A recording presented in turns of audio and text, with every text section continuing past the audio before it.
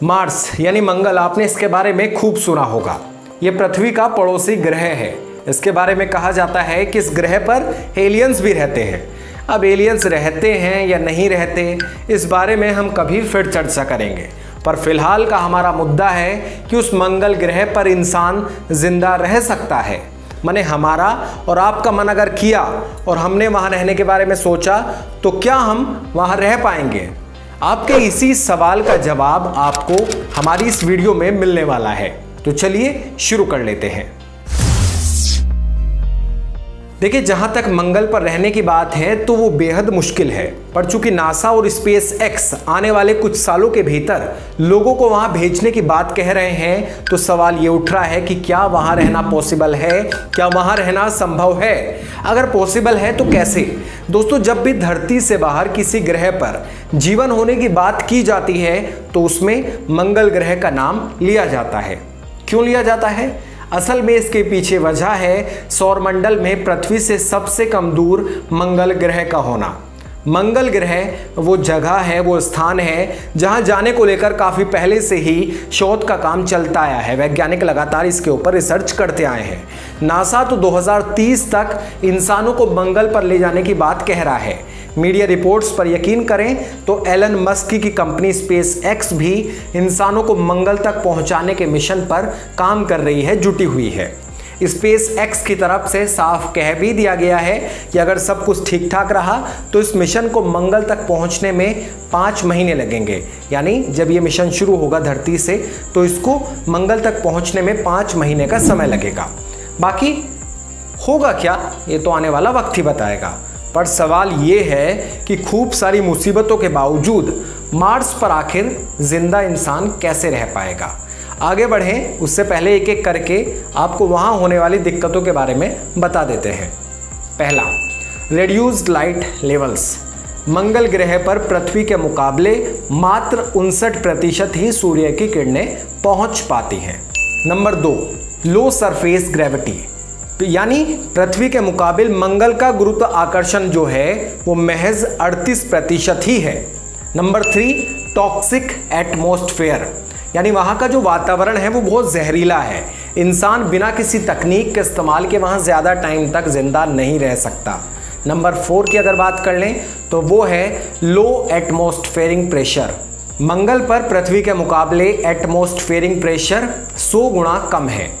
अब बात करें 5वें पॉइंट की तो वो है वेरी लो एवरेज टेम्परेचर। मंगल का एवरेज टेम्परेचर रहने लायक नहीं है। वहाँ का औसत टेम्परेचर जो है वो -63 डिग्री सेंटीग्रेड का होता है। अब बात करते हैं पॉइंट नंबर 6 की, नो लिक्विड वाटर। मंगल पर तरल अवस्था में पानी का ना मिलना बहुत टेंशन वाली बात है। वहाँ पे तरल अवस्था में पानी नहीं मिलता है। अब बात करते हैं पॉइंट नंबर 7, टॉक्सिक सॉइल। मंगल की मिट्टी पल्प्लोरेट और परनाइट्रेट से भरी हुई है, जो कि इंसानों के लिए बेहद जहरीली समझी जाती है। खैर, ये कुछ समस्याएं हैं। अब आपको बताते हैं कि आखिर इन परेशानियों के बावजूद कैसे इंसान वहां जिंदा रह सकता है। पानी का बंदोबस्त। पानी ऐसी चीज़ है जिसकी ज़रूरत सभी को पड़ती है। मतलब इंसान को अगर जिंदा रहना है तो पानी तो देखो उसको चाहिए ही। अब उधर तो तरल पानी मिलेगा नहीं, फिर कैसे होगा, क्या होगा, कैसे वो जिंदा रहेगा? असल में तकनीक के ज़रिए बर्फ़ को पिघलाया जा सकता है, जिसको यूज़ में लिया जा सकता है टेक्निक के यूज़ के बाद। और जिस तरीके से आज के टाइम में टेक्निक मॉडर्न हुई है उससे ये संभव है, यानी मंगल पे पानी की प्रॉब्लम ज़्यादा टाइम तक नहीं रहेगी। दूसरी बात है ठंडी जगह का होना। मंगल का औसत तापमान -63 सेंटीग्रेड तक होता है, जिसको पृथ्वी के मुकाबले बहुत ज़्यादा ठंडा कहा जा सकता है।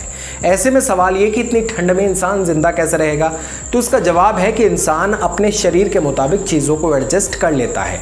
अंटार्कटिका के -60 डिग्री तापमान में भी इंसान जो है वो कैंप लगाकर रह रहे हैं, बड़े मज़े से रह रहे हैं, तो उधर भी रह लेंगे। सांस लेने में परेशानी होने पर मंगल की हवा में सांस नहीं ली जा सकती। वहाँ के वातावरण में केवल 0.21% ऑक्सीजन होती है, जो कि पृथ्वी के मुकाबले बहुत ज़्यादा कम है और इससे भी बचा जा सकता है। कैसे? असल में मार्स की सरफेस पर पल्प्लोरेट पाया जाता है। जिसमें 4 एटम ऑक्सीजन के और 1 क्लोरीन का होता है, जो कि ऑक्सीजन को अगर अलग कर दिया जाए तो वहाँ ऑक्सीजन का बंदोबस्त हो सकता है। यानी जो 4 एटम होते हैं उनमें से ऑक्सीजन को अलग कर लिया जाए तो सांस लेने का जुगाड़ बंदे का हो जाएगा। रेडिएशन से बचाओ। मार्स पर रेडिएशन का खतरा बहुत ज़्यादा होता है, अधिक होता है, क्योंकि पृथ्वी के मुकाबिल वहाँ मैग्नेटिक फील्ड बहुत कम होते हैं। अब ये मैग्नेटिक फील्ड क्या करता है? असल में ये रेडिएशन को रोकने में काफ़ी मददगार होता है, हेल्पफुल होता है। अच्छा, अगर इंसान रेडिएशन के बीच मार्स पर रहा तो क्या होगा? या आपके दिमाग में सवाल आया होगा। तो जनाब उसको कैंसर हो जाएगा। तो कैंसर ना हो इसके लिए हम वहाँ एक कवच बनाकर रह सकते हैं। अभी तो खैर ऐसा पॉसिबल नहीं हुआ है, पर आने वाले टाइम में ये पॉसिबल है, संभव है। एलन मस्क जो हैं वो तमाम बाधाओं के बावजूद लगातार कह रहे हैं कि वो बहुत जल्द मार्स पर लोगों को पहुंचा के वहाँ कॉलोनी बना देंगे। अब कितनी जल्दी वो कॉलोनी बनाते हैं, बस यही देखने वाली बात होगी। देखने वाली बात ये भी है कि पहले एलन मस्क साहब की कंपनी जो है वो मंगल पर पहुंचती है या नासा पहुंचती है, इसरो भी लगा हुआ है या इसरो पहुंचती है। आपको क्या लगता है? कमेंट सेक्शन में हमें ज़रूर बताइएगा। वीडियो अगर आप यूट्यूब पर देख रहे हैं तो चैनल को सब्सक्राइब कर लीजिए, फेसबुक पर देख रहे हैं तो पेज को लाइक कर लीजिए। शुक्रिया।